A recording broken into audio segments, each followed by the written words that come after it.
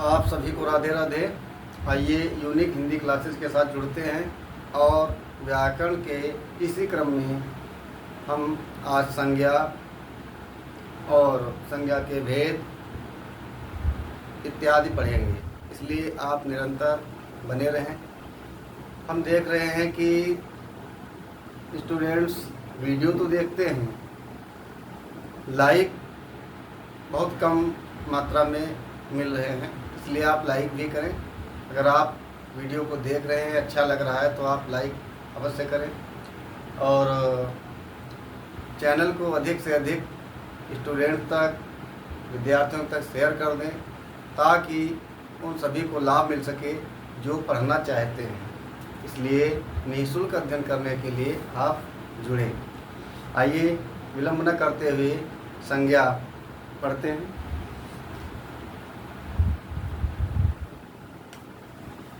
आज से जो टॉपिक स्टार्ट है वो संज्ञा है। संज्ञा की परिभाषा साधारणतया सभी को पता है। क्या है? किसी वस्तु,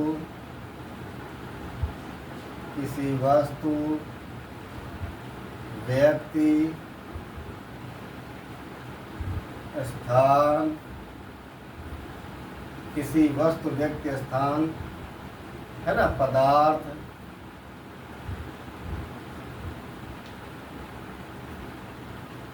आदि, भाव भी आता है, आदि के नाम को संज्ञा कहते हैं।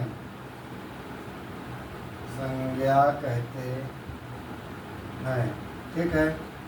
किसी वस्तु, व्यक्ति, स्थान, पदार्थ आदि के नाम को संज्ञा कहते हैं। अब संज्ञा के भेद की बात की जाए। संज्ञा के भेद है ना, संज्ञा के भेद।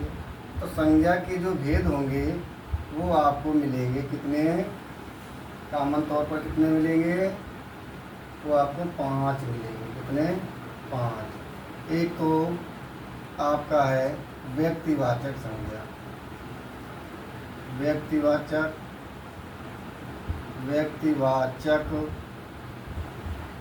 दूसरा है जातिवाचक। तीसरा है पदार्थवाचक।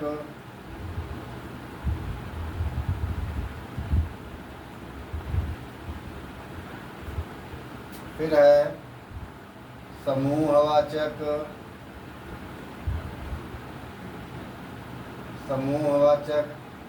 और फिर है आपका भाववाचक। ठीक है। संज्ञा के भेद: व्यक्तिवाचक संज्ञा, जातिवाचक संज्ञा, पदार्थवाचक संज्ञा, समूहवाचक संज्ञा, भाववाचक संज्ञा। ठीक है। संज्ञा किसी वस्तु, व्यक्ति अथवा स्थान के नाम को संज्ञा कहते हैं। आप सब प्रारंभ से पढ़ते चले आ रहे हैं। संज्ञा के भेद 5: व्यक्तिवाचक संज्ञा, जातिवाचक संज्ञा, पदार्थवाचक संज्ञा, भाववाचक संज्ञा, समूहवाचक संज्ञा। अब हम देखेंगे कि व्यक्तिवाचक संज्ञा के अंतर्गत कौन कौन से, व्यक्तिवाचक संज्ञा की जो डिफिनीशन है वो क्या है, जो परिभाषा है क्या है। तो पहली हेडिंग डालेंगे व्यक्तिवाचक संज्ञा।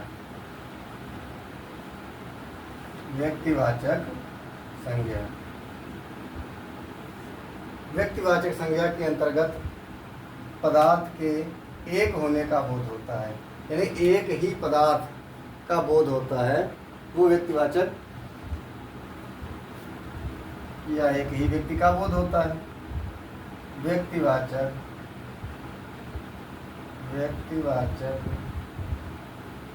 संज्ञा के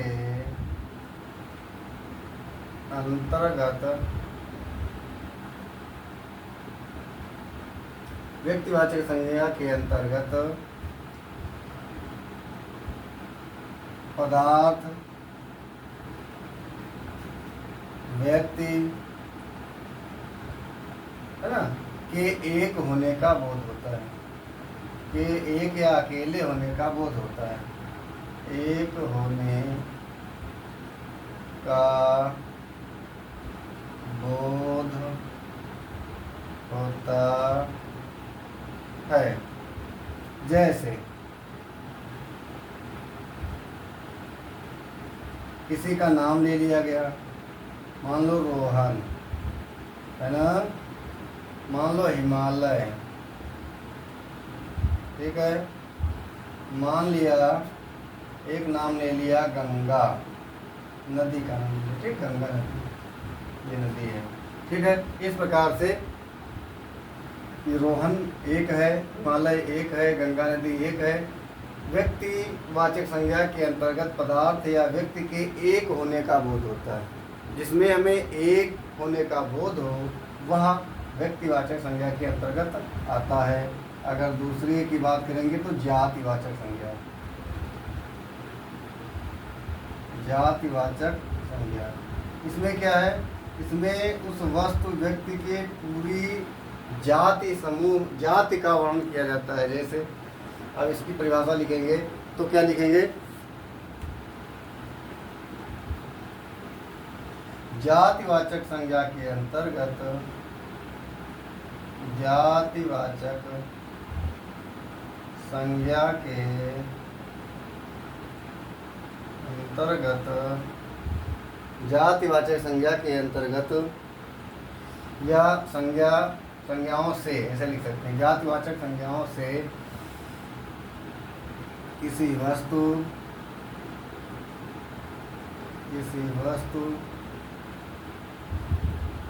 कामा व्यक्ति की पूरी जाति का पता चलता है, ठीक है, पता चलता है या का बोध होता है। इस प्रकार से लिख लेंगे।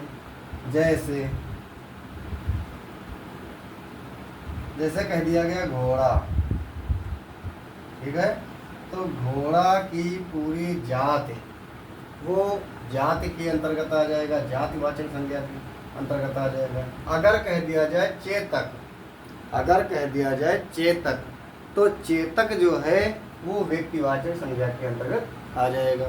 अगर कह दिया जाए लड़का, ठीक है,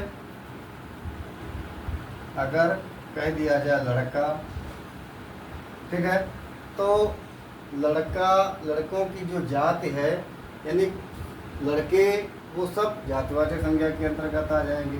लेकिन कह दिया जाए कि रोहन, तो रोहन नाम हो गया, एक है, इसलिए व्यक्तिवाचक संज्ञा के अंतर्गत आ जाएगा। अगर कह दिया जाए हाथी, अगर आपसे कह दिया गया हाथी, ठीक है, अगर हाथी कह दिया गया तो जातिवाचक संज्ञा। अगर कह दिया जाए ऐरावत, ऐरावत हाथी कह दिया जाए, ऐरावत, तो ऐरावत जो है वो एक है, इसलिए व्यक्तिवाचक संज्ञा के अंतर्गत आ जाएगा, ठीक है। इस प्रकार से जातिवाचक संज्ञा आपने देखा। अब आप देखेंगे पदार्थवाचक संज्ञा, ठीक है, अब आप देखेंगे पदार्थवाचक संज्ञा। इसको इरेज करते हैं। आपने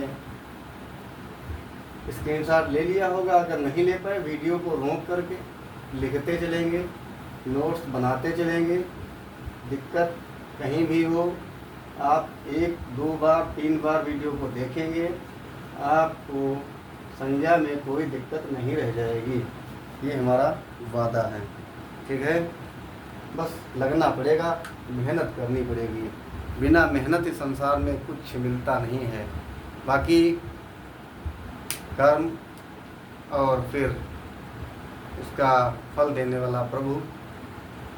कुछ लोगों को कम मेहनत में अधिक फल प्राप्त हो जाता है और कुछ लोगों को अधिक मेहनत करनी पड़ती है तब फल प्राप्त होता है। तो ये संसार है, सबकी अपनी अपनी किस्मत है, अपना अपना लक है, इसलिए लगे रहो, मेहनत करते रहो, क्योंकि मेहनत करना ही हमारे हाथ में है, फल देना प्रभु का कार्य है। तो परीक्षा की तैयारी हम करेंगे और यूनिक हिंदी क्लासेस चैनल के माध्यम से करेंगे।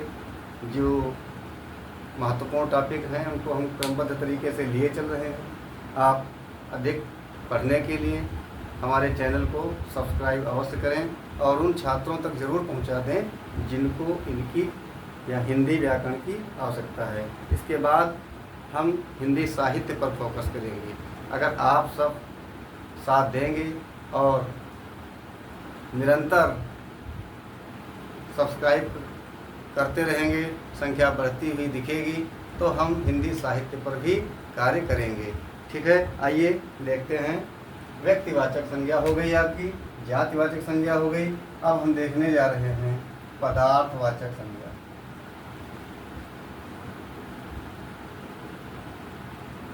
पदार्थवाचक संज्ञा।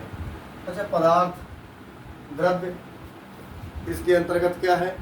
द्रव्य का बोध होता है। ठीक है, पदार्थवाचक संज्ञा है। पदार्थवाचक संज्ञा से किसी पदार्थ ब्रैकेट में आप लिख सकते हैं द्रव्य का बोध होता है, का बोध होता है। ठीक है, जैसे पदार्थ के बारे में आप नाम ले लें। मान लो दूध है, ठीक है, पानी है, ठीक है, दूध है, पानी है, और आपका जो है लकड़ी है, ठीक है, लोहा है। ये तो उदाहरण है, आप समझ रहे होंगे कि जो भी पदार्थ हैं वो सब पदार्थवाचक संज्ञा के अंतर्गत आ जाते हैं। इसके बाद में हम देखने वाले हैं समूहवाचक संज्ञा। समूहवाचक संज्ञा। समूहवाचक संज्ञा के अंतर्गत भीड़ का, टीम का, है ना, जहाँ भीड़ हो, टीम हो, समूहवाचक संज्ञा के अंतर्गत है। समूहवाचक संज्ञा में ठीक है, भीड़। समूहवाचक संज्ञा से ऐसे लिख दो, से भीड़ का बोध होता है, या भीड़ के होने का बोध होता है। ठीक है, भीड़ के होने का बोध होता है। जैसे में क्या है? बाजार, है ना, बाजार में क्या होती है? भीड़ होती है। मेला, है ना, मेले में क्या होती है? भीड़ होती है ना। टीम है ना, टीम अंग्रेजी शब्द है, फिलहाल आप समझ लेंगे कि 4, 6, 8 आदमी, 10 आदमी जहाँ पर हैं वो टीम है। ठीक है, इस प्रकार से, हालांकि टीम इंग्लिश वर्ड है लेकिन आपको समझाने के लिए लिख दिए हैं। बाजार है, मेला है, कक्षा है ना, और सेना की टुकड़ी है। तो इस प्रकार से ये समूहवाचक संज्ञा के अंतर्गत आ जाएंगे। फिर बचता है आपका भाववाचक संज्ञा। फिर क्या बचता है? भाववाचक संज्ञा। और भाववाचक संज्ञा के अंतर्गत हमारे हृदय के जो भाव हैं वो आते हैं। ठीक है,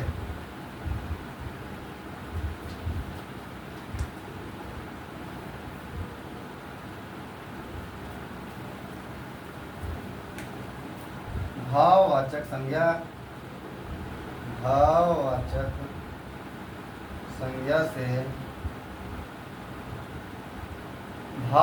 संज्ञा से क्या होता है? किसी भाववाचक संज्ञा से किसी भाव, है ना, दशा, गुण या धर्म, ठीक है, आदि का बोध होता है। धर्म आदि, यहाँ पर गुण भी लिख सकते हो, आदि का बोध होता है। भाववाचक संज्ञा के अंतर्गत क्या होता है, संज्ञा से किसी गुण भी बढ़ा लो, इसमें गुण, भाव, दशा, धर्म आदि का बोध होता है। जैसे जैसे एक तो भूख है आपका, प्यास है ना, भूख है, प्यास है, और क्या है, बालपन है या बचपन है, बालपन लिख दो, है ना, बालपन है, और आपका आ जाएगा सजावट है ना, सजावट आदि आदि कर देंगे, सब आ जाएगा इसके अंतर्गत। अब आप देखिए पदार्थवाचक संज्ञा के अंतर्गत दूध, पानी, लकड़ी, लोहा, यानी सारे पदार्थ पदार्थवाचक संज्ञा के अंतर्गत आ जाते हैं, जिनको हम द्रव्य कहते हैं।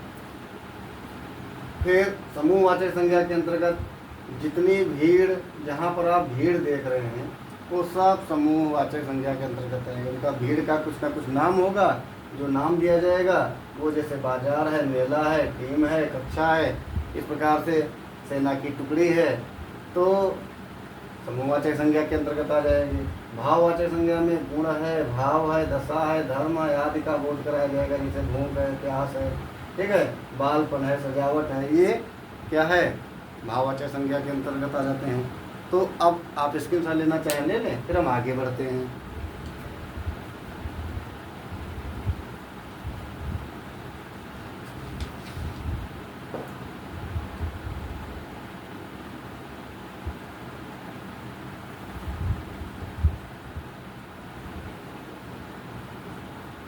ठीक है, इरेज करे दे रहे हैं,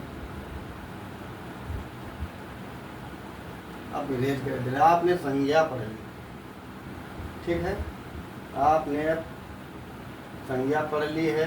अब आप पढ़ेंगे लिंग। हिंदी में 2 लिंग होते हैं, संस्कृत में 3 लिंग होते हैं। हिंदी में जो 2 लिंग हैं वो क्या है, स्त्रीलिंग और पुल्लिंग। और संस्कृत में क्या, एक नपुंसक लिंग भी बढ़ जाता है। तो हम सबसे पहले, हम जब बात कर रहे हैं लिंग की, तो हिंदी में पहले बात करेंगे। संस्कृत का जब हम क्लास लेंगे, संस्कृत की जब कक्षा लेंगे, तब उसमें हम आपको बताएंगे लिंग क्या है, ठीक है।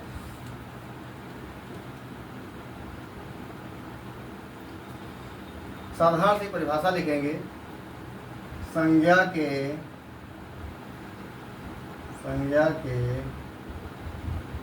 जिस रूप से, ठीक है, संज्ञा के जिस रूप से वस्तु या व्यक्ति, ठीक है, संज्ञा के जिस रूप से वस्तु या व्यक्ति कुछ भी हो सकता है, संज्ञा के जिस रूप से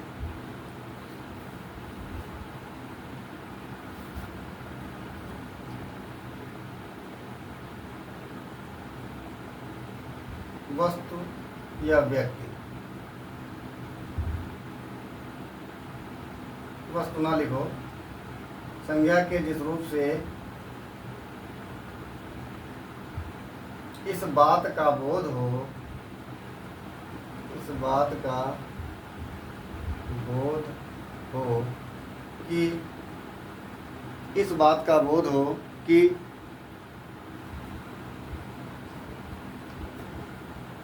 संज्ञा स्त्री जाति की है,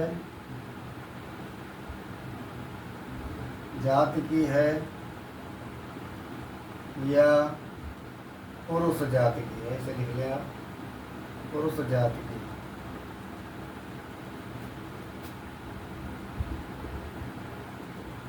लिंग कहलाती है वह संज्ञा जिससे यह बोध होता है कि जो संज्ञा है वो स्त्री जाति की है या पुरुष जाति की संज्ञा है, उसमें लिंग कहा जाएगा, उसको हम लिंग कहेंगे। लिंग के अगर भेद की बात करेंगे तो लिंग के भेद या लिंग के प्रकार, लिंग के प्रकार। जब लिंग के प्रकार की बात करेंगे, हमने बता दिया था आपको पहले, दो ही लिंग होते हैं।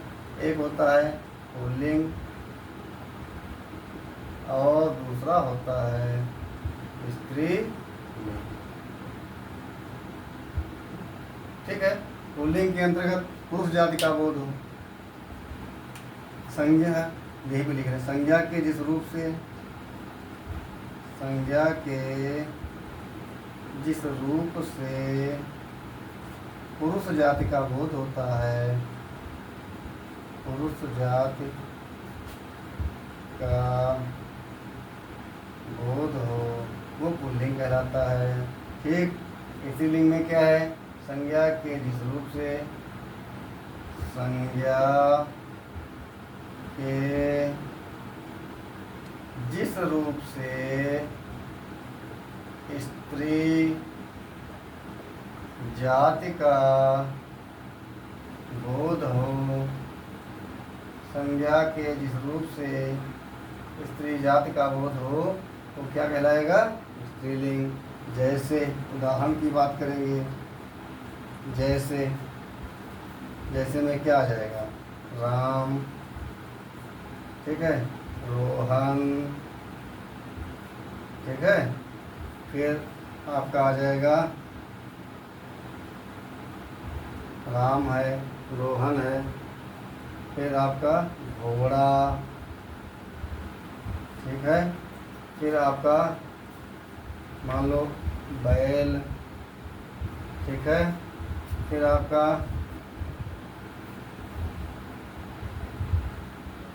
अनाज या अनाज, अनाज लिख दो चाहे अनाज लिख दो, अनाज, ठीक है, अनाज या अन्न,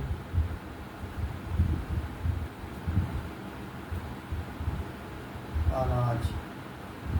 इसके बाद यहाँ पर क्या होगा, मान लो रीता, गीता, ठीक, रीता है, गीता है और घोड़ी है, गाय, ठीक है, और इसमें क्या है, पर्वत, है ना, पर्वत के नाम पुल्लिंग में आएंगे। और इसमें क्या है, नदी, नदी जैसे गंगा, क्योंकि नियम बताएंगे हम बाद में आपको, अभी आपको हम बता दे रहे हैं गंगा, है ना, यमुना, है ना, जैसे चाय, चाय पी जाती है ना, गंगा बहती है, यमुना बहती है, रीता पढ़ती है, गीता सोती है, घोड़ी दौड़ती है, गाय हमें दूध देती है, चाय पी जाती है, ठीक है। और इसमें मान लो अखबार, अखबार, अखबार पढ़ा जाता है, अनाज खाया जाता है, हिमालय पर्वत बहुत बड़ा है, बैल खेत जोतता है, घोड़ा दौड़ता है, राम गाता है, रोहन लिखता है। इस प्रकार से आप पहचान करेंगे और वो आपको हम नियम बताएंगे कि कैसे आप पुल्लिंग और स्त्रीलिंग की पहचान करेंगे। एक सेंटेंस अगर लिख देते हैं, वाक्य लिख देते हैं, तो आप आसानी से समझेंगे। जैसे राम गीत गाता है, ठीक है, रीता गीत गाती है। तो हम कहाँ से पहचान पा रहे हैं कि हमारी जो संज्ञा है वो पुल्लिंग है या स्त्रीलिंग है? तो प्रायः हम देख रहे हैं, हम जो क्रिया है, क्रिया से भी पहचान रहे हैं, हम क्रिया से भी पहचान रहे हैं हमारी जो संज्ञा है वो क्या है, पुल्लिंग है या स्त्रीलिंग है। बाकी संज्ञा से तो हम पहचान ही रहे थे, संज्ञा हमारी क्या है, राम पुल्लिंग है, रीता स्त्रीलिंग है। लेकिन अगर हम देखें तो हमारे यहाँ गीत जो इसमें सेंटेंस में लिखा है, वाक्य में लिखा है, इसमें कोई परिवर्तन नहीं हो रहा है, ठीक है में कोई परिवर्तन नहीं हो रहा है। लेकिन यहाँ पर जो आपकी क्रिया है, क्रिया में परिवर्तन हो रहा है, ठीक है। ये आकारांत, ठीक है, इसमें बड़ा की मात्रा लग गई है, ठीक है, तो आप पहचान रहे हैं पुल्लिंग, इसमें बड़ी की मात्रा लग गई है तो आप जान गए हैं कि ये क्रिया स्त्रीलिंग है। ठीक है, आप इसके साथ लेना चाहें ले लें, फिर हम आगे बढ़ते हैं।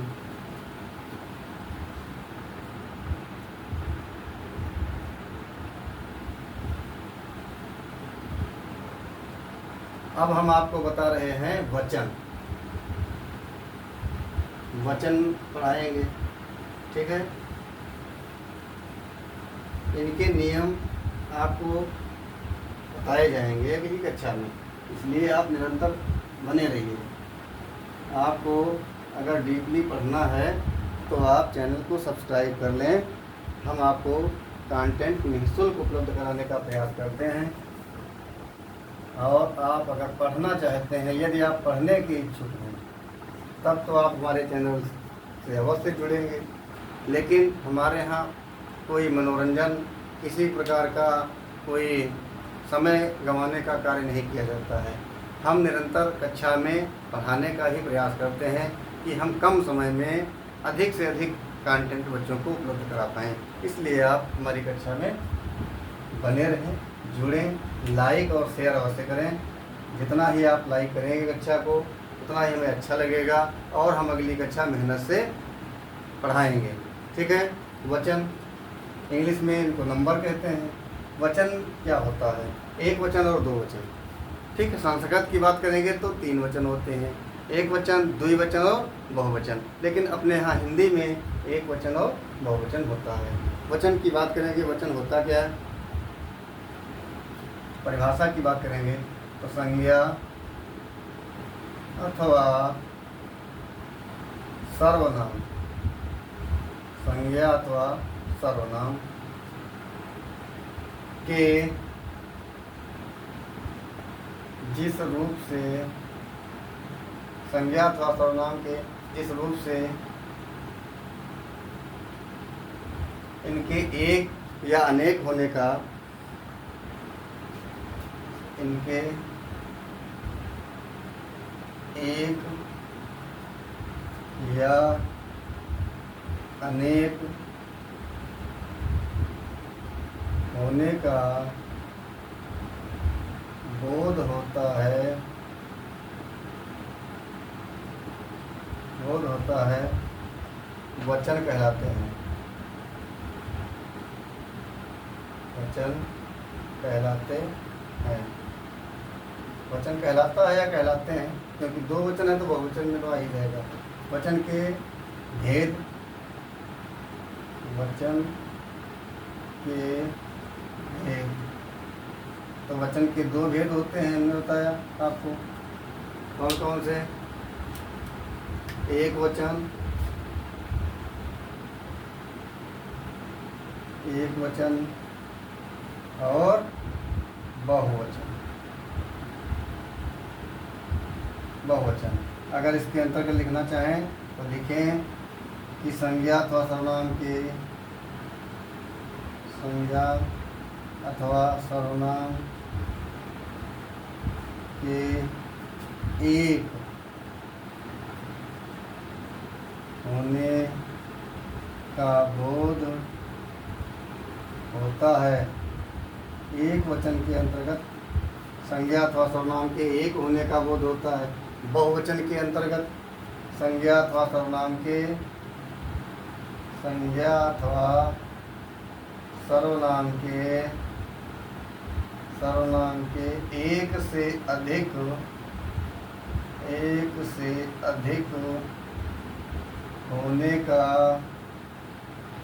बोध होता है। संज्ञा अथवा सर्वनाम के एक से अधिक होने का बोध होता है। एक होगा तो एक वचन के अंतर्गत आ जाएगा, अगर एक से अधिक होगा तो बहुवचन के अंतर्गत आ जाएगा। जैसे शीला पढ़ती है। ठीक है, शीला पढ़ती है, तो यहाँ पर क्या है, शीला एक वचन है। अब हम जब बहुवचन में इसका प्रयोग करेंगे, लिख देंगे शीला और राधा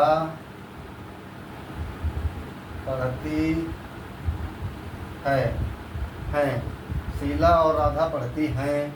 अब आपने देखा एक पहचान के लिए यहाँ पर बिंदी नहीं है, यहाँ बिंदी है। अगर ये बिंदी लगी है तो प्रायः वो बहुवचन में आ जाता है। लेकिन अपवाद में क्या है, अगर कोई सम्मानित व्यक्ति है, जैसे कह दिया गया माननीय नरेंद्र मोदी हमारे भारत के प्रधानमंत्री हैं, तो हैं लिखेंगे हम सम्मानजनक शब्द के लिए, ठीक है। तो इसका अर्थ ये नहीं है कि हम बहुवचन में उसका प्रयोग तो कर रहे हैं, लेकिन वो सम्मान सूचक शब्द है। जैसे लिख दिया गया नरेंद्र मोदी भारत के प्रधानमंत्री हैं, ठीक है। तो यहाँ पर वो चीज़ अपवाद में आ जाएगी। प्रायः आप कॉमन सेंस में या कॉमन में आप ये चीज़ बहुवचन में पा जाएंगे, ठीक है। बाकी एक से अधिक है आप पहचान जाएंगे। एक वचन में ये है लगेगा, ठीक है, तो सम्मानजनक में है लिख देंगे। तो आपको हम आगे बताएंगे, अभी बता दें कहो, ठीक है।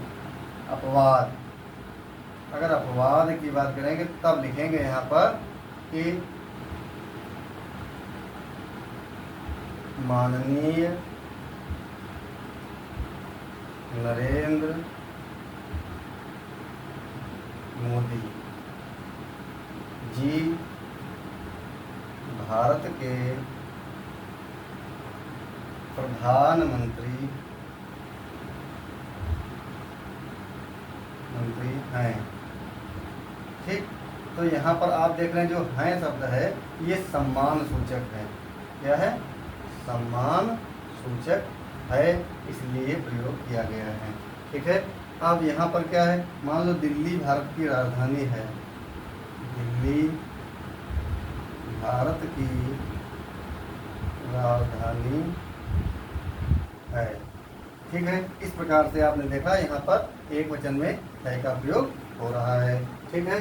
तो अब हम कक्षा को विराम देते हैं, बहुत ज़्यादा कक्षा को बड़ी नहीं करते हैं। अगली कक्षा में मिलते हैं और अगली कक्षा में हम आपको कारक चिन्ह, सर्वनाम आदि पढ़ाएंगे। इसलिए तो आप निरंतर इस कक्षा में बने रहें और वीडियो को लाइक और शेयर अवश्य करें। जय हिंद, जय भारत।